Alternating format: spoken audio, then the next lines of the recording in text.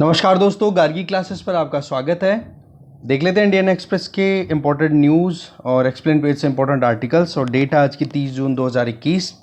वैसे तो वीडियो को स्टार्ट करने से पहले एक छोटी सी इन्फॉर्मेशन मैं आपको देना चाहूँगा कि कल जैसे कि 1 जुलाई है, तो 1 जुलाई से मेरी दूसरी क्लासेस स्टार्ट हो रही है। तो ऐसे में आपको सुबह वाला वीडियो है वो तो रेगुलर बेसिस पे जो टाइम है आपको 8 बजे के लगभग मिल ही जाएगा। ये जो सेकंड वीडियो है जिसमें हम न्यूज़ एनालिसिस करते हैं, इसको अब थोड़ा सा पोस्टपोन किया जाएगा और टाइमिंग रहने वाली है अब शाम के टाइम पे। ठीक है, शाम को 6 से 7 के बीच में आपको ये अपलोड हो मतलब यहाँ यूट्यूब पे मिल जाएगा कल से। इससे हो सकता है आपको बहुत ज़्यादा परेशानी हो, पर थोड़ा सा एडजस्ट करने की ज़रूरत है। वजह ये है कि अभी मुझे और भी क्लासेस लेने के लिए मतलब करना पड़ रहा है, मेरी खुद की ज़रूरतें हैं। आप ये कह सकते हो एग्जिजेंसीज कुछ ऐसी हैं कि मैं अभी 100% इधर नहीं कर सकता। अभी थोड़ी एक अपॉर्चुनिटी मिल रही है तो थोड़ा सा मुझे एडजस्ट करना पड़ रहा है। बस आपकी कोऑपरेशन की ज़रूरत है। तो उस पॉइंट ऑफ व्यू से ये चीज़ आपको पता होनी ज़रूरी है, तो मैंने ये बताया आपको। ओके, खैर देख लेते हैं। फर्स्ट जो न्यूज़ है हम देखेंगे one nation one ration card से रिलेटेड ये न्यूज़। दूसरी हम यहाँ पर देखेंगे इंडियन एयरफोर्स बेस पे जो अभी अटैक हुआ था कल, उसमें लश्कर ए तोयबा का हाथ हो सकता है, ये डाउट किया जा रहा है। जानेंगे इसमें थोड़ा सा। और यहाँ से हम एक दो एग्जाम्पल पिक करेंगे कि पीएसयूज़ में जो इंडिपेंडेंट डायरेक्टर्स का अपॉइंटमेंट हो रहा है उसमें रिटायर्ड आईएएस ऑफिसर हो गए या फिर कोई पॉलिटिशियन है, उनका अपॉइंटमेंट किया जा रहा है। जैसे कि हमने कल ये डिस्कस किया था 29 जून का जो हमारा डिस्कशन था उसमें। ठीक है, तो अभी हम एक दो एग्जांपल्स देखेंगे जो एथिक्स में आप कोट कर पाओगे कि ऐसे ऐसे करके ये इंडिविजुअल जिन्होंने पोस्ट रिटायरमेंट बेनिफिट्स के चलते हैं अपना जो बाई पार्टीशनशिप होना चाहिए, ठीक है, इम्पार्शियलिटी जो होनी चाहिए, वो यहाँ पर नहीं दिखाई दे रही है। तो वो जानेंगे। ओके, तो 3 आर्टिकल्स हैं इनके बारे में फ्रंट पेज से। इसके अलावा पेज नंबर 5 पे एक न्यूज़ है G20 से रिलेटेड, वो जानेंगे। इसके अलावा एक्सप्लेन पेज पे one nation one ration card को पूरा डिटेल में जानेंगे। दूसरा, अभी वहाँ पे फ्लोरिडा में एक बिल्डिंग कॉलेप्स हो गई सी शोर के पास में, मतलब समंदर के किनारे के पास में।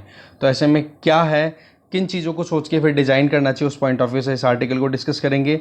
और पेंडेमिक ने हाउस होल्ड सेविंग्स पे क्या असर डाला है वो भी जानेंगे। तो तीनों आर्टिकल इंपॉर्टेंट है, तीनों को डिस्कस करेंगे। इकोनॉमी पेज पे हम देखेंगे यूएसए में ये केस फेसबुक के अगेंस्ट में जो फेडरल ट्रेड कॉरपोरेशन, यहाँ से एफटीसी जो है, ये फेडरल ट्रेड कमीशन, उसके द्वारा जो एंटी ट्रस्ट प्लान किया गया था फेसबुक के अगेंस्ट में, उसको देखो कोर्ट ने स्ट्राइक डाउन कर दिया। बोला आपके पास में एविडेंसेस कम है, लीगली इनसफिशिएंट आपकी क्लेम है। जानेंगे इस मुद्दे को। सेबी ने देखो इन्वेस्टर्स के लिए और इंडिपेंडेंट डायरेक्टर्स के लिए न्यू नॉर्म्स रिलीज़ किए हैं, वो भी जानेंगे। ओपीईसी के बारे में आपको खुद को पढ़ना है। ठीक है, ऑयल प्रोड्यूसिंग इकोनॉमीज़ कौन कौन सी हैं उनके बारे में पूरी डिटेल लेनी है। फिर ये आरआईएल और एडीएनओसी दोनों मिलकर के केमिकल प्लांट स्टैब्लिश कर रही हैं अबू धाबी में, कहाँ पर करेंगी वो जानेंगे। और बाकी देखो इतना कुछ इंपॉर्टेंट है नहीं जिसको हमें ज़्यादा डिस्कस करने की ज़रूरत हो। ठीक है, इसके अलावा वर्ल्ड पेज पे आप देखो, वर्ल्ड पेज पे भी हम एक समरी लेंगे, ज़्यादा कुछ इंपॉर्टेंट कंटेंट आया नहीं है। ठीक है, तो चलिए स्टार्ट करते हैं डिस्कशन को। फर्स्ट न्यूज़ है, सुप्रीम कोर्ट ने 31 जुलाई की डेट फिक्स की है कि one nation one ration card scheme जो कि 2019 से स्टार्ट हो चुकी है, वो अभी तक भी इम्प्लीमेंट नहीं हुई। और कोविड-19 के चलते जो लॉकडाउन में रिवर्स माइग्रेशन देखा गया, माइग्रेंट्स जो हैं वो अपने घरों को छोड़ करके काम करने के लिए सिटीज़ में आते हैं और सिटीज़ को छोड़ करके कोविड-19 की वजह से उनको घरों की तरफ जाना पड़ गया। तो ऐसे में उनका जो राइट टू लाइफ है उसको प्रोटेक्ट करने के लिए जो हमारे यहाँ पर नेशनल फूड सिक्योरिटी एक्ट है, उसके तहत one nation one ration card scheme को इम्प्लीमेंट करना ज़रूरी है। और ये कहा कि ये जो डिले किया जा रहा है ये अनपार्डनेबल है। इसका मतलब कि ये बिल्कुल भी माफ़ी योग्य काम नहीं है। तो ये डेट फिक्स कर दिया 31 जुलाई। ठीक है, one nation one ration card की अगर बात करें तो अराउंड 32 स्टेट और यूटीज़ में तो देखो इम्प्लीमेंट हो रही है ये स्कीम। बचे हुए 4 स्टेट्स हैं जिनके अंदर आप नाम देखोगे, एक तो है वेस्ट बंगाल, एक है असम, एक है दिल्ली और एक स्टेट और है। उन 4 स्टेट्स में अभी तक ये प्रॉपरली इम्प्लीमेंट नहीं हुआ है, जिसके में नाम आप यहाँ पे देख सकते हो, छत्तीसगढ़। ठीक है, असम, दिल्ली, वेस्ट बंगाल और छत्तीसगढ़, यहाँ पर इम्प्लीमेंटेशन इसका है नहीं। अब इसमें क्या है कि one nation one ration card में सिंपल सा ये कॉन्सेप्ट है कि पूरे देश में एक राशन कार्ड से कोई भी माइग्रेंट वर्कर अगर अपने घर को छोड़ करके कहीं पे जाता है तो वहाँ पर पब्लिक डिस्ट्रीब्यूशन सिस्टम के तहत जो अनाज मिलता है वो सब्सिडाइज्ड रेट पे परचेज कर पाएगा। ठीक है, तो ये एक इंपॉर्टेंट चीज़ यहाँ पे बताई जा रही है। तो सुप्रीम कोर्ट में इससे रिलेटेड बात थी और ये केस या पिटिशन नहीं थी, सुप्रीम कोर्ट ने सुओ मोटो एक्शन लिया है। सुओ मोटो एक्शन का मतलब क्या होता है कि सुप्रीम कोर्ट ने देखा, बहुत सारी रिपोर्ट्स देखी, न्यूज़ देखी और उनको ध्यान में रखते हुए फिर खुद से ही इस पे सुनवाई करनी शुरू कर दी कि हाँ जी सरकार का क्या स्टेटस है। देखो सेंट्रल गवर्नमेंट ने स्टेट्स को 4 कंडीशन दी थी। कल परसों हमने जो डिस्कशन किया था, ध्यान हो तो आपको, कि स्टेट्स की बोरोइंग को हेल्प करने के लिए स्टेट्स को ये कहा था कि हाँ भाई आप अपनी स्टेट की जितनी जीडीपी है, जीएसडीपी, उसके 5% तक आप बोरो कर सकते हो, जो कि नॉर्मल कंडीशंस में 3% था। तो 3% के कंपैरिजन में कितना हो गया, 2% एक्स्ट्रा। तो 2% में से 1% तो देखो अनकंडीशनल था कि हाँ जी चलो ठीक है, सेंट्रल गवर्नमेंट गारंटी दे देगी और स्टेट जो है वो 1% बोरो कर लेंगे, तो टोटल कितना हो गया, 4%। अभी भी 5% में से 1% बच रहा है। उसके लिए ये कहा था कि स्टेट गवर्नमेंट्स को 4 रिफॉर्म्स लेकर के आने पड़ेंगे। उनमें से एक था one nation one ration card, दूसरा था इलेक्ट्रिसिटी से रिलेटेड और 2 और थे। तो ऐसे में आप देखो कि one nation one ration card के तहत जो ये कंडीशन रखी गई थी, तो ऐसे में 32 स्टेट और यूटीज ने इंप्लीमेंट किया और उनको उधार लेने में सेंट्रल गवर्नमेंट की हेल्प भी मिली। अभी तक देखो लगभग 1.65 लाख बेनिफिशियरीज हैं जून में जिनको फ़ायदा मिल चुका है। अब इसमें भी 2 सेगमेंट हैं, देखो इंटर स्टेट माइग्रेशन की बात करो या इंट्रा स्टेट माइग्रेशन की बात करो। तो इंट्रा का मतलब हो गया कि यूपी का एक माइग्रेंट गांव को छोड़ करके अपनी सिटी में जाकर के काम कर रहा है, तो ये इंट्रा स्टेट ही है कि लखनऊ आकर के काम कर रहा है किसी गांव से, ठीक है, तो ये स्टेट के अंदर है। दूसरा, एक बंदा यूपी से अपना घर छोड़ करके गुजरात में जाकर के जॉब करता है, काम करता है, तो ऐसे में वो क्या हो गया, इंटर स्टेट माइग्रेशन। तो ऐसे में इंटर स्टेट और इंट्रा स्टेट माइग्रेशन में ज़्यादा वेटेज किसका है, इंट्रा स्टेट का, पहली चीज़। दूसरा, इन दोनों को मैनेज करने के लिए one nation one ration card के लिए जो सेटलमेंट किया हुआ है वो अलग अलग 2 पोर्टल्स के बेसिस पे होता है। वो हम अब चलते हैं सीधा इसकी डिटेल लेने के लिए एक्सप्लेन पेज पे, वहाँ पर पूरा और अच्छे से समझ में आएगा कॉन्सेप्ट। तो एक्सप्लेन पेज पे जो आर्टिकल है उसका नाम है राशन कार्ड रिफॉर्म सो फार। तो देखो ट्यूसडे की बात है, मतलब कल की बात है, सुप्रीम कोर्ट ने यूनियन टेरिटरी और स्टेट गवर्नमेंट को ये कहा है कि आपने अभी तक भी one nation one ration card implement क्यों नहीं किया, 31 जुलाई तक कर दो। इससे क्या होगा, इंटर स्टेट और इंट्रा स्टेट माइग्रेंट्स जो भी हैं उनकी वेलफेयर इंश्योर हो पाएगी।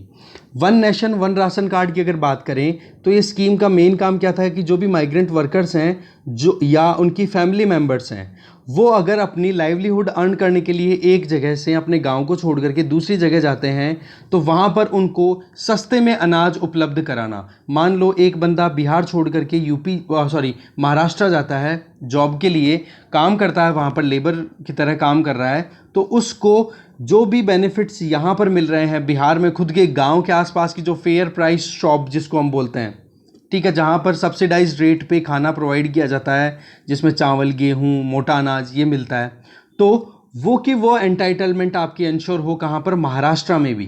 तो ये चीज़ इंश्योर करने के लिए ये one nation one ration card scheme लाई गई और इसमें जो लोग नेशनल फूड सिक्योरिटी एक्ट 2013 के तहत एंटाइटलमेंट में आते हैं उन लोगों को बेनिफिट मिलता है। एग्जाम्पल मैंने आपको बता ही दिया कि पीडीएस बेनिफिट अगर मुंबई में लेना चाहे जो कि यूपी का एक बंदा है तो वो आसानी से ले पाए, ठीक है। इसके अलावा रिफॉर्म्स जो है वो मेन क्या था कि पब्लिक डिस्ट्रीब्यूशन सिस्टम, जिसमें सेंट्रल गवर्नमेंट ने देखो अपनी तरफ से पब्लिक डिस्ट्रीब्यूशन सिस्टम को इंटीग्रेट करने के लिए one nation one ration card का ये जो प्रोविज़न है ये 2019 से ही शुरू कर दिया था, अगस्त 2019 से लॉन्च हो चुकी थी ये, ठीक है। पर कुछ स्टेट्स ने इंप्लीमेंट करने से रोक दिया, जिसके अंदर कुछ तो ये बोलते हैं, जैसे वेस्ट बंगाल की बात करें तो वेस्ट बंगाल का तो एक ही कहना है कि जो नॉन NFSA हैं, मतलब जो नेशनल फूड सिक्योरिटी एक्ट के अंडर में आने वाले राशन कार्ड है, उनके अलावा जो राशन कार्ड इस नेशनल फूड सिक्योरिटी एक्ट के तहत नहीं आ रहे हैं ना, उनको भी आप one nation one ration card के तहत एनरोल करो। जबकि मेन टारगेट यहाँ पर क्या है, पब्लिक डिस्ट्रीब्यूशन सिस्टम, और पीडीएस किसके लिए काम करता है, जो नेशनल फूड सिक्योरिटी एक्ट के तहत रजिस्टर्ड लोग हैं उनके लिए, ठीक है ना। तो ऐसे में आप देख सकते हो कि कोविड ने थोड़ा सा और एस्केलेट कर दिया सिचुएशन को, तो ऐसे में इस स्कीम को इम्प्लीमेंट करना एक लाजमी बात हो जाती है, एक इम्पॉर्टेंट बात हो जाती है। और साथ में स्टेट्स के ऊपर कंडीशन लगाई थी कि अगर आप one nation one ration card scheme, जो 4 कंडीशंस थी उनमें से एक ये थी, उसको इम्प्लीमेंट कर दोगे तो आपको उधार में फ़ायदा मिलेगा। तो ऐसे में देखो एडिशनल बोरोइंग कितनी कर पाए स्टेट्स, 37,600 करोड़ रुपए की, जिसकी गारंटी किसने ली है? सेंट्रल गवर्नमेंट ने। काम कैसे करेगा?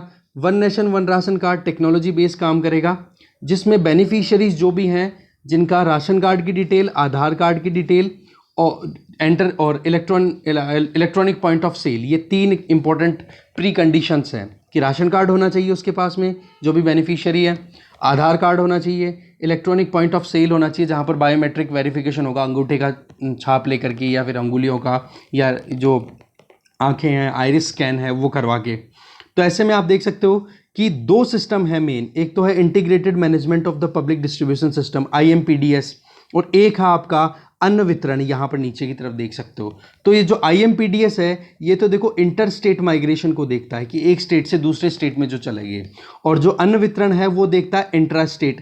इंट्रा स्टेट के अंदर देखो इंट्रा डिस्ट्रिक्ट भी होता है, इंटर डिस्ट्रिक्ट भी होता है कि मान लो एक डिस्ट्रिक्ट से दूसरे डिस्ट्रिक्ट में यूपी में ही माइग्रेट कर रहा है, तो ऐसे में ये क्या हो गया? हो तो गया कैटेगरी कौन सी? Intra state. पर एक डिस्ट्रिक्ट से दूसरे डिस्ट्रिक्ट में जा रहा है तो ये इंटर डिस्ट्रिक्ट हो जाएगा, और एक डिस्ट्रिक्ट से उसी डिस्ट्रिक्ट में किसी दूसरी जगह पे चला जाता है तो उसको बोल दिया जाएगा इंट्रा डिस्ट्रिक्ट, जो कि इंट्रा स्टेट वाली कैटेगरी में ही कैटेगराइज होंगे।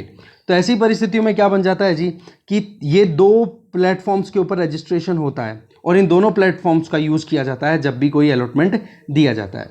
अब मान लो इसमें एग्जाम्पल ये दिया हुआ है कि ration card holder fair price shop पे जाता है, तो उसको हमें पता है 2 रुपये किलो के 3 रुपये किलो चावल मिलते हैं, 2 रुपये किलो गेहूं मिलते हैं, 1 रुपये किलो वहाँ पर जो कोर्स ग्रेन है, मोटा अनाज है, वो मिल जाता है।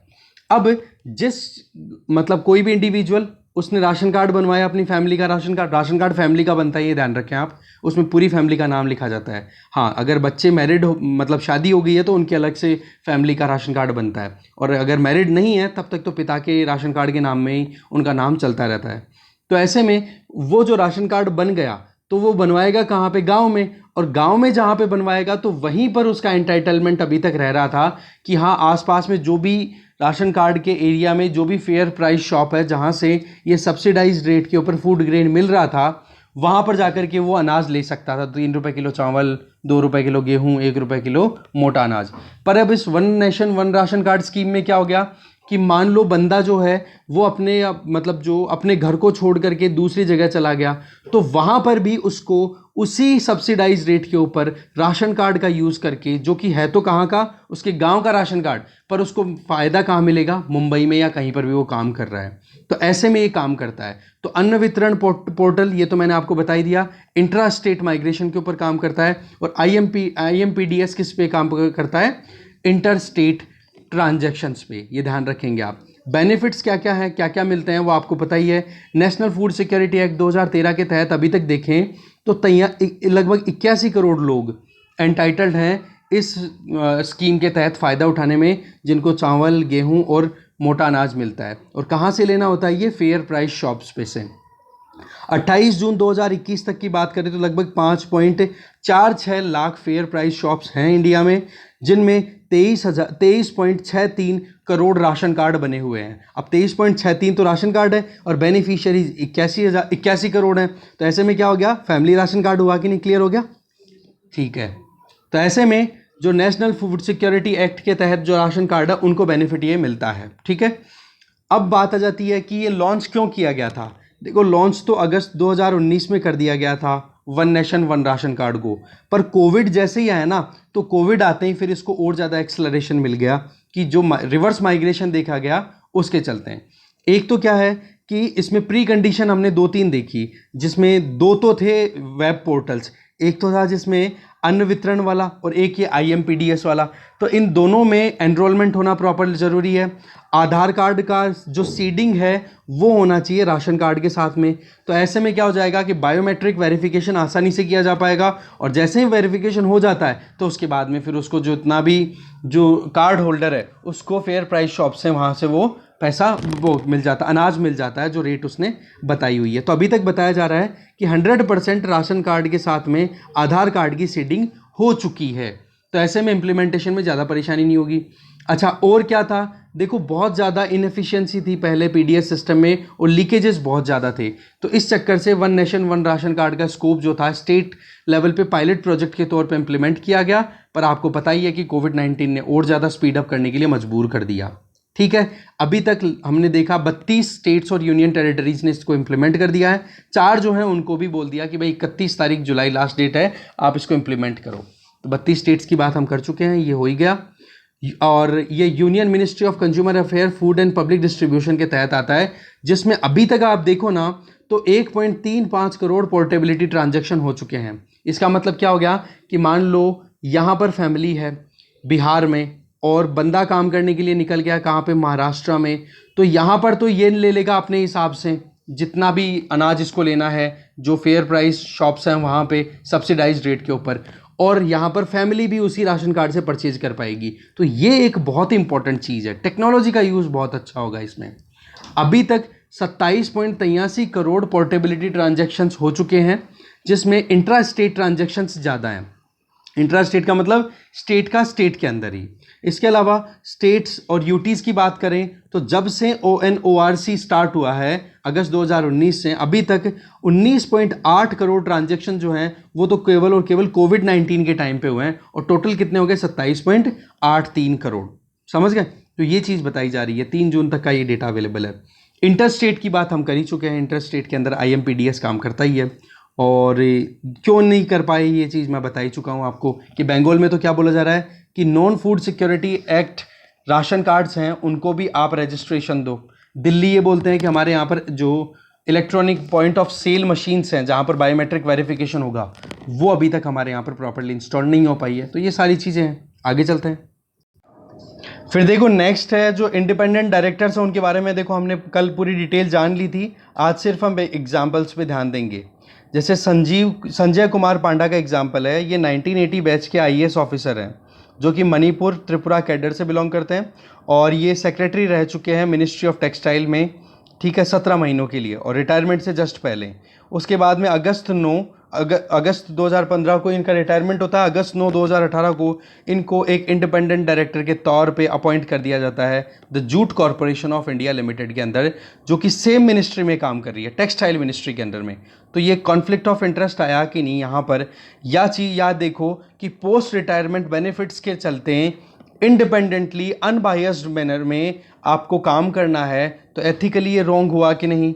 एक तो ये एग्जाम्पल आप कोट कर सकते हो जब भी कभी लिखो। इसी तरीके से दूसरा एग्जाम्पल ले लो, सुनील कुमार कोहली, ये अगस्त 2018 की बात करें तो Indian defence account service officer रहे हुए हैं रिटायरमेंट से पहले, ठीक है। फिर आप देखोगे ये controller general of defence accounts ministry of defence के अंडर भी काम कर चुके हैं। फिर 24 जुलाई 2019 को इनका अपॉइंटमेंट होता है इंडिपेंडेंट डायरेक्टर की तरह बेल के अंदर, भारत इलेक्ट्रॉनिक्स लिमिटेड के अंदर। अब आप एक चीज़ बताओ ये क्या हो रहा है जी, यहाँ पर इनका काम क्या था, और रिटायरमेंट के बाद में जो कूलिंग ऑफ पीरियड दिया जाता है 1-2 साल का, जो सिविल सर्विसेज के लिए कोड ऑफ कंडक्ट है उसके अंदर वो कूलिंग पीरियड का ध्यान रखा जाता है, फिर बाद में इनका अपॉइंटमेंट इधर हो जाता है। तो ये तो चीज़ क्या आ गई, बिल्कुल एथिकली रॉन्ग हो रहा है कि नहीं। तो ये एग्जाम्पल्स कोट आप कर सकते हो। एग्जाम्पल और भी बहुत हैं, ये देखो सुभाष चंद्र नेगी, माला सिन्हा, ये सारे, ये देखो IAS ऑफिसर हैं, रिटायर्ड IAS, ठीक है। अमिताभ भट्टाचार्य जी ये देखो IAS हैं। इधर देखो BP पांडे, ये भी IAS रहे हुए हैं। तो ये एग्जाम्पल्स हैं जो आपके काम आ सकते हैं एग्जाम में आंसर राइटिंग के टाइम पे, एथिक्स पेपर में, ठीक है। खैर आगे चलिए। देखो NIA नेशनल इन्वेस्टिगेशन एजेंसी जो कि मिनिस्ट्री ऑफ होम अफेयर्स के अंडर आती है, वो अब जम्मू कश्मीर के एयरफोर्स स्टेशन पे जो अटैक हुआ है कल संडे नाइट को ड्रोन्स का यूज़ करके, उसको अभी प्रोब कर रहा है, चेक कर रहा है, और लग रहा है ये कि लश्कर-ए-तोयबा ने ये अटैक करवाया है। तो इसमें देखो जो डिवाइस यूज़ हुआ था IED, जिसकी फुल फॉर्म हो जाती है इम्प्रोवाइज्ड एक्सप्लोजिव डिवाइस, ठीक है। इसके अलावा कौन कौन से जो धाराएं हैं, कानून है, उनके तहत कार्रवाई होगी जो भी कल्प्रिट्स हैं उन पे। तो नंबर 1 एक तो unlawful activities prevention act UAPA। दूसरा आप देखोगे IPC के अंदर जो सेक्शंस हैं जिसमें क्रिमिनल कॉन्स्पिरेसी और अटेम्प्ट टू मर्डर, ये 2 इंपॉर्टेंट ये हो जाते हैं। और NIA का मैंने बता ही दिया आपको कि मिनिस्ट्री ऑफ होम अफेयर्स के अंडर आती है, ये इन्वेस्टिगेशन कर रही है। आप देखोगे साथ में नेशनल सिक्योरिटी गार्ड जो भी है वो भी इन्वेस्टिगेशन में सपोर्ट कर रहे हैं। तो पॉइंट आपके लिए क्या है, एनआईए के बारे में रीड आउट करना। ओके, आगे चलते हैं। नेक्स्ट आर्टिकल है G20 समिट से रिलेटेड। देखो हमारे फॉरेन अफेयर मिनिस्टर वहां पर पहुंच गए हैं और उन्होंने ये कहा है कि वैक्सीन की इक्विटी इंश्योर करना बहुत ज़्यादा ज़रूरी है। ऐसा नहीं कि डेवलप्ड कंट्रीज़ में जो सिटीजन्स हैं उनको तो वैक्सीनेशन अच्छे से मिल गया और जो डेवलपिंग या प्रोग्रेसिव कंट्रीज़ हैं उनके, या फिर जो लीस्ट डेवलप्ड कंट्रीज़ हैं उनके सिटीजन्स को प्रॉब्लम का सामना करना पड़े।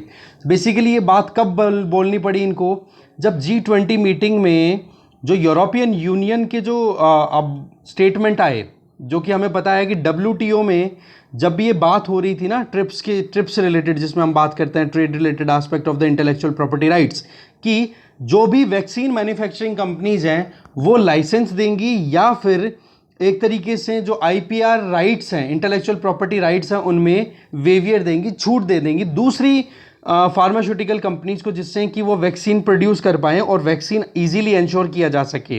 राइट, तो ऐसे में वहाँ पर जो ऑब्जेक्शन था वो मेनली आ रहा था यूरोपियन यूनियन से, और इनका कहना क्या था कि इससे तो क्या होगा, इनोवेशन में या रिसर्च एंड डेवलपमेंट में जो इन्वेस्टमेंट करती हैं कंपनियां, बोलो वो इन्वेस्टमेंट रुक जाएगा, तो ऐसे में एडवांसमेंट हम इंश्योर करने में मुश्किल का सामना करना पड़ेगा। और WTO में ये जो प्रपोजल था IPR वेवियर का, ये देखो इंडिया और साउथ अफ्रीका के द्वारा नेविगेट किया गया था। तो इस बात को हाईलाइट करने के लिए हमारे एक्सटर्नल अफेयर मिनिस्टर जयशंकर जी ने ये बात कही कि भाई वैक्सीन इक्विटी इंश्योर करना जरूरी है, रेजिलिएंट सप्लाई चेन बने तब जा करके हम इस बीमारी को खत्म कर पाएंगे। अब आपके लिए देखो जी टास्क ये है कि G20 के बारे में डिटेल पढ़ लेना। नंबर 1, देखो अभी हमारे जो एक्सटर्नल अफेयर मिनिस्टर हैं वो 2 देशों की विजिट पे गए हैं, एक तो ग्रीस से फिर पहुंच गए इटली, जहां पर ये G20 मिनिस्ट्रियल मीटिंग हो रही है। साथ में G20 समिट की अगर बात करें वो इटली में ही होगी अक्टूबर में, जहां पर लीडर्स हैं वो पार्टिसिपेट करेंगे, हमारी तरफ से हमारे प्राइम मिनिस्टर जाएंगे। और 2022 की जो प्रेसिडेंसी है G20 की, वो देखो इंडिया के हाथ में है, इंडिया प्रेसिडेंट रहेगा G20 का 2022 में। ओके, आगे चलते हैं। फिर आ गए हम एक्सप्लेन पेज पे देखो बात यह है कि अगर कहीं पर भी कोस्टल लाइन के आसपास में, है ना, समंदर के किनारे अगर कोई बिल्डिंग बनानी हो तो क्या चीज़ें चेक की जाए। तो हुआ क्या है, ये देखो ये बिल्डिंग है, ये पार्शियली कोलैप्स कर गई। ठीक है, ये देखो यहाँ पर रेस्क्यू ऑफिसर भी यहाँ पर खड़ा है, वर्कर खड़ा है, तो पार्शियल कोलैप्स हो गया। ये देखो यहाँ पर कैम्पलेन साउथ टावर्स, जहाँ पर ये फ्लोरिडा में लोकेटेड बिल्डिंग थी, तो ये 40 साल पुरानी बिल्डिंग थी बेसिकली, और बहुत ही ज़्यादा वियर एंड टीयर का सामना कर रही थी, बहुत ज़्यादा डैमेज हो गई थी, क्रैक्स थे, ये सारी चीज़ें बताई जा रही हैं। तो ऐसे में बोला मेंटेन टाइम पे नहीं किया गया। नंबर 1 तो ये सवाल। नंबर 2 ये कि कोस्टल रीजन में बनाने के बावजूद आप वहाँ पर टाइम पे मेंटेन नहीं करते हो, लगातार अगर ओशन वाटर अगर यहाँ पर ट्रांसग्रेशन दिखाता रहेगा, तो ऐसे में भी क्या होता है, जो मेटल होता है ना अंदर, जो आयरन यूज़ होता है, स्टील जो यूज़ होता है, वो क्या करता है, कोरोड करना शुरू कर देता है, उस पर जंग लगना, रस्ट लगनी शुरू हो जाती है, तो वैसे डैमेज हो जाती है बिल्डिंग। रही सही में ग्राउंड वाटर एक्सप्लॉइटेशन होता है, तो ग्राउंड भी तो एडजस्ट करता ही है। अब ग्राउंड जब एडजस्ट करेगा तो उस केस में क्या हो जाएगा, पुरानी बिल्डिंग्स में क्रैक्स आने लाजमी हैं। तो ये कुछ पॉइंट्स हैं जो यहाँ पर बताए जा रहे हैं। तो इससे पहले कि आप कोई कंस्ट्रक्शन एक्टिविटी परफॉर्म करो कोई भी कोस्टल रीजन में, तो सबसे पहले तो आपको CRZ जो कोस्टल रेगुलेशन जोन की बात अगर करें तो CRZ लॉज हमारे पास में अवेलेबल हैं, तो उनके बारे में आप एक बार जरूर पढ़ना। एनवायरनमेंट की शंकर IAS की बुक में तो है ही, बाकी इसके बारे में लेटेस्ट अपडेट और देख लेना, 2019 में समथिंग इनको अमेंड किया गया था। तो देखो बिल्डिंग बनाने से पहले एक तो सॉइल एंड उसकी फाउंडेशन चेक करनी ज़रूरी है, क्योंकि कोस्टल रीजन में आपको पता है सैंडी स्ट्रेटा होता है, सैंडी बहुत ज़्यादा लूजली कनेक्टेड, एकदम रॉक्स, एकदम चट्टाने तो होती नहीं है, और सॉइल होती है वो कैसी सैंडी होती है जो बिल्कुल ही फ्रेजाइल होती है। तो ऐसे में वहाँ पर कुछ भी एक्टिविटीज़ अगर परफॉर्म करो तो पहले फाउंडेशन को स्ट्रॉन्ग बनानी ज़रूरी होती है, ठीक है ना। कंक्रीट में जो पाइल्स हैं वो इतने स्ट्रॉन्ग बनाने चाहिए कि कोई अगर वेरिएशन भी आए डेप्थ में तो वो उनको झेल सकें, एक तरीके से एक कहते हैं ना वाइब्रेशन या फिर variation in the base, foundation में कोई चेंजेज आए तो उनको झेला जा सके। तो एक तो ये मटेरियल केयरफुली चूज़ होना चाहिए, अंडरग्राउंड पूरी स्टडी होनी चाहिए, क्योंकि एक दूसरा सेलाइन एनवायरनमेंट बहुत होता है, तो सैलिनिटी का भी बहुत बड़ा रोल होता है मकानों की जो भी लाइफ है, कोई भी घर होता है उसकी लाइफ में। इसके अलावा जो सीमेंट यूज़ करो तो वो आप सल्फेट रेजिस्टेंट सीमेंट यूज़ करो। कंक्रीट भी इसी तरीके की यूज़ करनी चाहिए क्योंकि सैलिनिटी तो है ही उसके अंदर। फिर उसमें मटेरियल इंटरेक्शन की बात भी कि जो आप स्टील यूज़ करो वो कोरोजन फ्री होना चाहिए। ऐसा नहीं कि पानी लगने से वो फिर गलनी शुरू हो जाए, रस्ट लगनी शुरू हो जाए तो फिर वो बिल्डिंग वैसे कॉलेप्स कर जाएगी। और कोस्टल बिल्डिंग के अंदर ये चीज़ें देखने की ज़रूरत है, तो ये थोड़ा सा वो ज़रूरी है। ठीक है, कोरोजन फ्री हो गया। इसके अलावा आप देख सकते हो स्ट्रक्चरल ऑडिट्स होनी चाहिए टाइम टाइम पे। हमारे यहाँ पर भी जो बृहन मुंबई म्यूनसिपल कॉरपोरेशन के तहत लगभग 30 साल से पुरानी जितनी भी बिल्डिंग्स हैं उनके लिए ये नोटिस डिक्लेयर होया हुआ है कि उनके आप रिव्यू करो। ठीक है, कि किस तरीके से वो एक बिल्डिंग्स है वो मेंटेन की जा रही है कि नहीं की जा रही, नहीं तो इसी तरीके से वहाँ पर भी प्रॉब्लम हो जाएगी। बहुत जो एक तरीके से हम बोल सकते हैं इनोसेंट लोग हैं उनकी डेथ हो सकती है। चेक क्या किया जाता है, column, beam, pillar, iron bars, plaster, sewage discharge system या वाटर पाइपलाइन, यहाँ पर क्या क्या प्रॉब्लम है उनको सॉर्ट आउट किया जाए। फिर देखा जाता है सी लेवल को कि हाँ जी मतलब समंदर के किनारे अगर आप बना रहे हो तो ये भी तो देखना पड़ेगा।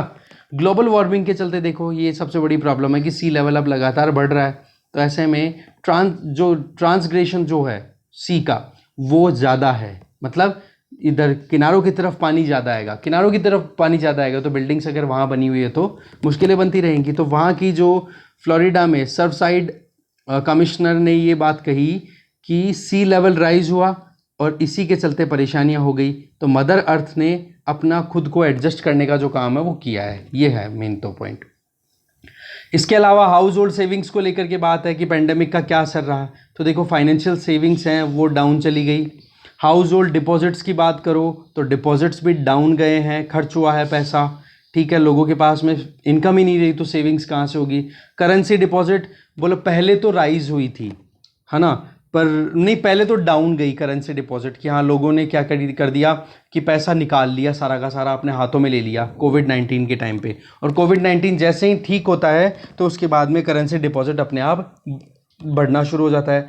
पर हाउस होल्ड्स की बात करें, जो फैमिलीज़ हैं उनकी बात की जाए तो वहाँ पर करेंसी होल्डिंग्स जो है ना वो लगातार घटती चली जा रही है। मतलब क्या है पॉइंट, करेंसी होल्डिंग की बात है, डिपॉजिट बोल दिया मैंने, सॉरी।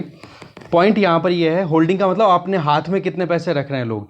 तो जब कोविड का असर आता है तब तो देखो लोग अपने हाथों में पैसा रखना शुरू कर देते हैं, बाकी पैसा वो डिपॉजिट करके या इन्वेस्ट करके रखते हैं।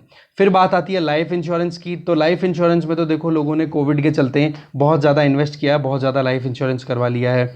इक्विटी होल्डिंग की बात करें तो जब सेंसेक्स अप्रैल 2020 में अच्छा परफॉर्म कर रहा था, 52,000 तक स्कोर तक पहुंच गया था, तो ऐसी परिस्थितियों में लोगों ने ज़्यादा से ज़्यादा इन्वेस्ट कर रखे थे इक्विटी में, मतलब शेयर मार्केट में।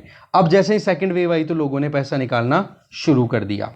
इसके अलावा आप देख सकते हो स्मॉल सेविंग स्कीम्स की, जिसमें आप बात कर सकते हो पोस्ट ऑफिस में नेशनल सेविंग सर्टिफिकेट, इनकी बात करें तो इसमें मोर और लेस इक्वल मेंटेन हुआ है स्टेटस, कोई प्रॉब्लम नहीं है। और कर्जे की बात करो तो कर्जा तो देखो सब पे बढ़ा है ही, तो ये चीज़ें आगे चलता है।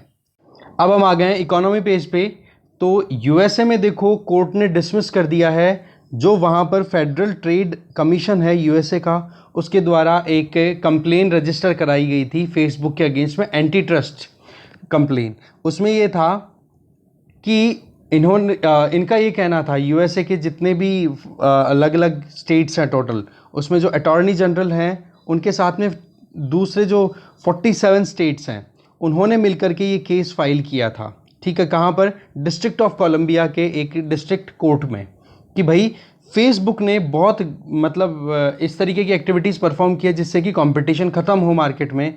और उसका एग्जांपल इन्होंने दिया कि 2012 में तो व्हाट्सएप को टेक ओवर किया था $1 बिलियन की डील पे, और फिर उसके इंस्टाग्राम को ले लिया था, और 2014 में व्हाट्सएप को टेक ओवर कर लिया था $19 बिलियन की डील पे। तो ऐसे में खुद के कंपटीशन को ख़त्म करने के लिए फेसबुक ने इन छोटी कंपनियों को टेक ओवर कर लिया, तो इस चीज़ को चैलेंज किया गया था। पर हुआ क्या है कि कोर्ट ने ये कहा कि आप जो क्लेम दे रहे हो, जो कंप्लेन आप डाल रहे हो, उसमें कोई लीगैलिटी नहीं दिखती, क्योंकि फेसबुक इकलौता ऐसा कोई कंपनी नहीं है जिसका कि सोशल मीडिया नेटवर्किंग में मोनोपोली हो। क्योंकि आप देखते हो ट्विटर भी अपने आप में एक इम्पॉर्टेंट प्लेटफॉर्म है, और दूसरी जो प्लेटफॉर्म्स है वो और चल ही रहे हैं अपने अपने लेवल पे, तो बोलो मोनोपोली नहीं है, तो ऐसे में आपके पास में लीगैलिटी इतनी ज़्यादा स्ट्रांग नहीं है। तो इसमें कोशिशें ये थी कि जो लगातार ये जो टेक्निकल कंपनियां हैं, टेक्निकल जाइंट कंपनीज है, बिग टेक कंपनीज, ये अपने शेयर्स को और अपनी जो साइज है उसको इंक्रीज करने में बहुत सक्सेसफुल रह पा रही हैं। तो स्टैब्लिशमेंट है, सरकारें हैं, उनको चैलेंज ना करें। तो ऐसे परिस्थितियों में वहाँ पर जो बाइडेन एडमिनिस्ट्रेशन के द्वारा ये कदम उठाए गए, और वो भी पर्टिकुलरली किसके टाइम पे, एक अभी जो इंडिविजुअल लेडी जिसका नाम है लीना खान, हमने इसके बारे में थोड़ा सा पढ़ा भी था, ध्यान तो एक्सप्लेन पेज पे, कि जो एक तरीके से कंपटीशन को प्रमोट करना चाहती हैं और इन चीज़ों के लेकर के बहुत ज़्यादा क्रिटिकल थी, तो इनको कमिश्नर के तौर पे अपॉइंट किया जाता है इस फेडरल ट्रेड कमीशन के अंदर यूएसए में। तो उनके चलते ये हुआ था। तो ये देखो एक झटका भी है अपने आप में कि टारगेट जो किया गया था उसमें कि हाँ एंटी ट्रस्ट बिल, एक बार एंटी ट्रस्ट वाला प्रोविज़न अगर जुडिशरी पारित कर देती है तो फिर बाद में कांग्रेस में, जो यूएस कांग्रेस में कल हमने देखा था ना कि डिबेट हुआ था, डेलिब्रेशन हुआ था बहुत ज़्यादा, जिसमें प्रीलिम्स तो पास कर लिया है एंटी ट्रस्ट वाले जो प्रोविज़न है उसने, और अब मेंस के लिए आगे जाना है, वो सारी चीज़ें, तो उसको एक झटका लगा है। इसके अलावा जर्मनी में देखो फेसबुक के ऊपर पहले से ही एक वो लगा दिया, ब्रेक लगाया हुआ है कि वहाँ के जो नॉर्म्स है उसको फॉलो नहीं किया जा रहा, और जैसे ही ये फेसबुक के फेवर में ये जो वर्डिक्ट आया डिस्ट्रिक्ट कोर्ट का, यूएसए के डिस्ट्रिक्ट कोर्ट का, तो $1 ट्रिलियन का और ज़्यादा इन्वेस्टमेंट आ गया फेसबुक में। तो ये होता है मार्केट वही। नेक्स्ट है सेबी ने देखो इन्वेस्टर्स के लिए नए कानून ला दिए हैं जो कि जनवरी 2022 से इम्प्लीमेंट होंगे, और इंडिपेंडेंट डायरेक्टर्स को भी एक नया तरीका दे दिया है। देखो इंडिपेंडेंट डायरेक्टर से रिलेटेड हम पूरा अच्छे से डिस्कस कर रहे हैं, कल से 2 दिन हो गए, 29 का भी था, आज 30 को भी है।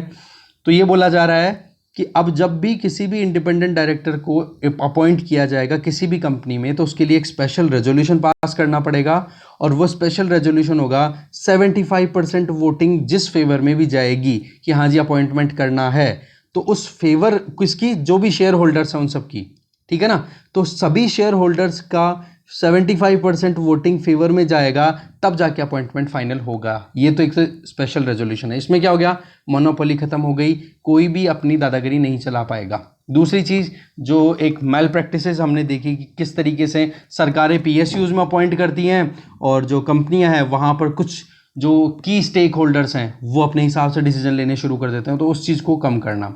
दूसरा, जो रिस्कियर प्रोडक्ट हैं, जहाँ पर रिस्क ज़्यादा है, ऐसी कंपनियाँ जो जहाँ पर पैसा लगाना रिस्क वाली बात होती है, तो उनको भी अब देखो अलाउ कर दिया गया है, उनमें भी इन्वेस्टमेंट को अलाउ कर दिया गया है। एक नई कैटेगरी ऑफ वेल्दी पीपल या फिर वेल्दी ऑर्गेनाइजेशन जो कि इन्वेस्ट करना चाहती हैं, तो रिस्कियर प्रोडक्ट्स में भी इन्वेस्ट करेंगी, पर हाँ उनके पास में इंफॉर्मेशन होनी चाहिए कि कितना रिस्क है, ठीक है। अब वो इंडिविजुअल भी हो सकते हैं, कोई फैमिली भी हो सकती है, कोई ट्रस्ट भी हो सकती है, कोई प्रोप्राइटरी ग्रुप भी हो सकता है, ओके। इंडिपेंडेंट डायरेक्टर्स के अपॉइंटमेंट से पहले एक एलिजिबिलिटी क्राइटेरिया फिक्स किया हुआ है कि कौन इंडिविजुअल कोई भी कंपनी के अंदर इंडिपेंडेंट डायरेक्टर के तौर पे अपॉइंट हो सकता है। तो उसके लिए देखो एनुअल इनकम उसकी 2 करोड़ रुपए तक हो कम से कम, या फिर नेट वर्थ उस इंडिविजुअल की 7.5 करोड़ रुपए हो। इसमें 7.5 करोड़ रुपए में से हाफ जो होगा वो इन्वेस्टेड होना चाहिए फाइनेंशियल एसेट्स में, जैसे बॉन्ड्स में, सिक्योरिटीज में, इनमें इन्वेस्टेड होना चाहिए। मिनिमम एनुअल इनकम की बात करें तो 1 crore plus minimum net worth की बात करो तो 5 करोड़।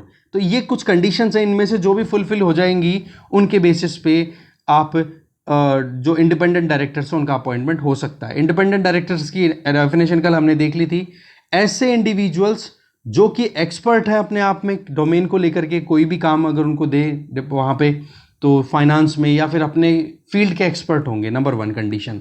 नंबर 2, जिस कंपनी में उनको इंडिपेंडेंट डायरेक्टर के तौर पे अपॉइंट किया जा रहा है उस कंपनी में उनके कोई भी रोल इन्वॉल्व नहीं होने चाहिए, ना तो उनके शेयर्स होने चाहिए, ना कोई इन्वेस्टमेंट होना चाहिए, किसी भी तरीके से उनका इंटरेस्ट वहाँ पे आना ही नहीं चाहिए, तब जा करके वो इंडिपेंडेंट डायरेक्टर के तौर पे काम करेंगे। समझ गए। तो इसके अलावा आप देखो सेबी ने अप्रूवल दिया है, ये चीज़ें बताई हुई है, ठीक है, देख सकते हो आप। और देख सकते हैं यहाँ पे कि ऑयल प्राइसेस को कम करने के लिए ओपीईसी कंट्रीज से डिमांड की जा रही है, हमारे जो पेट्रोलियम मिनिस्टर है उनके द्वारा। तो ओपीईसी कंट्रीज़ के बारे में एक बार आप पढ़ोगे यूपीएससी पॉइंट ऑफ व्यू से। और एक इम्पॉर्टेंट चीज़ कि अब हमारे यहाँ पर रिफाइनिंग की बात करें ना, जो क्रूड ऑयल आता है उसका रिफाइनिंग, उसमें 100% एफडीआई अलाउ किया हुआ है, तो ये ज़रूर ध्यान रखें आप, ये काम की चीज़ थी।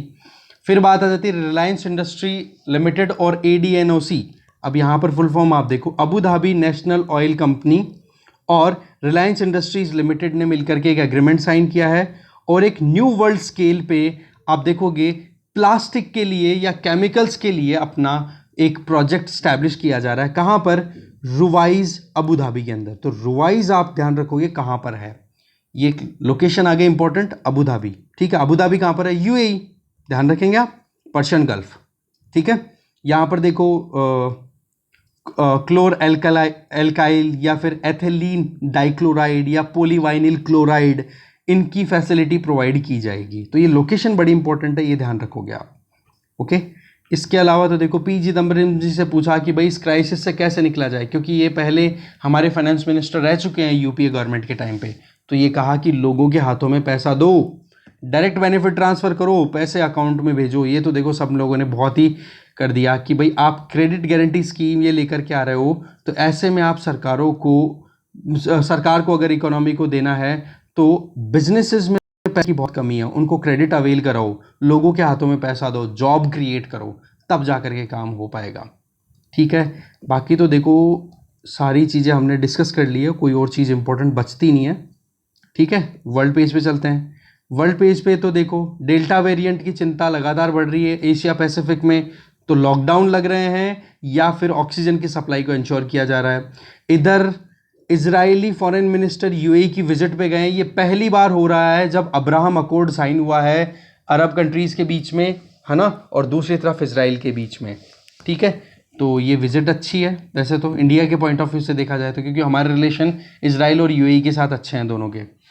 यूएस जनरल ने ये कहा है कि अफगानिस्तान में जब से हमने बाहर निकलने की कोशिश की है, हम हमारे मिलिट्री पर्सनल्स को विड्रॉ कर रहे हैं, तो सिचुएशन वहाँ पर सिक्योरिटी की डिटेरियोरेट हो रही है, बिगड़ती चली जा रही है। जो बाइडेन ने इजराइल को ये कहा है कि जब तक मैं प्रेसिडेंट हूँ तब तक तो ईरान के अंदर न्यूक्लियर वेपन तैयार नहीं होने दूंगा, ये कमिटमेंट दिया है इजराइल को। क्योंकि इजराइल और गल्फ, इधर बात करें वेस्टर्न एशिया में, तो इजराइल का कॉन्फ्लिक्ट चलता रहता है अरब कंट्रीज़ के साथ में। तो लेबनान की बात करें तो लेबनान में भी ईरान का रोल है, हेजबोल्ला वहाँ से ऑपरेट करता है। दूसरी तरफ इजराइल की बॉर्डर शेयर होती है सीरिया से, तो सीरिया में भी जो असद हैं वहाँ के बसर वहाँ के जो असद प्रेसिडेंट है उनको भी ईरान का सपोर्ट मिलता है। तो ऐसे में इजराइल की सिक्योरिटी इंश्योर होने के लिए अमेरिका ये अपनी तरफ से कमिटमेंट दे रहा है। टिग्रे रिबेल्स, इन्होंने देखो रीजनल कैपिटल को कैप्चर कर लिया। इथोपिया में देखो ये लगातार चल रहा है सिविल वॉर। तो टिग्रे एक प्रोविंस है, ठीक है, जो कि नॉर्दर्न रीजन में इथोपिया में लोकेटेड है। इसका मैप हमने देख ही लिया था। तो एक टिग्रे अगर नाम आ जाए तो आप इथोपिया आंख मीच के लगा देना, हाँ जी ये इथोपिया में लोकेटेड है। बाकी इसके अलावा नीचे आए तो हांगकांग में सिक्योरिटी लॉ को इम्प्लीमेंट हुए 1 साल हो गया, और आज चाइना की पकड़ यहाँ पर बहुत अच्छी बनती चली जा रही है। ये बताया जा रहा है कि लोग जो प्रो बीजिंग है, मतलब चाइना को जो फेवर कर रहे हैं, ये तो आपको पता ही है ना, चाइना में तो कम्युनिस्ट पार्टी ऑफ चाइना का रूल चलता है।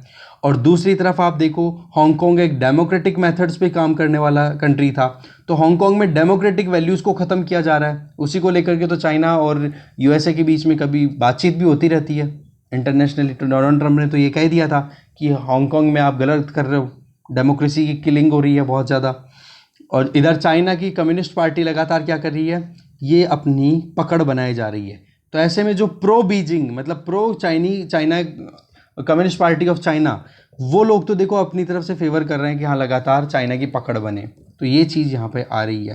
बाकी देखो और तो कुछ इंपॉर्टेंट स्पोर्ट्स पेज पे देखो, स्पोर्ट्स पे ज़्यादा कुछ काम का नहीं है। बस विंबलडन की बात की जाए, ये ग्रास कोर्ट पे खेला जाता है विंबलडन, ठीक है। तो वीनस विलियम्स ने 90th विंबलडन विन रजिस्टर की है। इधर आप देख सकते हो साउथ अमेरिका कोपा अमेरिका करके एक फुटबॉल गेम होता है वहाँ का कॉन्टिनेंटल कंपटीशन, उसमें अर्जेंटीना जीत गया, बोलीविया को हरा दिया, ये चीज़ें बताई जा रही है। इधर इमिग्रेंट सॉन्ग की बात करें, ये अभी यूरो कप चल रहा है, वहाँ पर देखो ये सारी चीज़ें फुटबॉल के चल रही हैं। इतना कुछ इंपॉर्टेंट मुझे लग नहीं रहा एग्जाम पॉइंट ऑफ व्यू से। खैर कोई नहीं, डिस्कशन में इतना ही था। Thank you.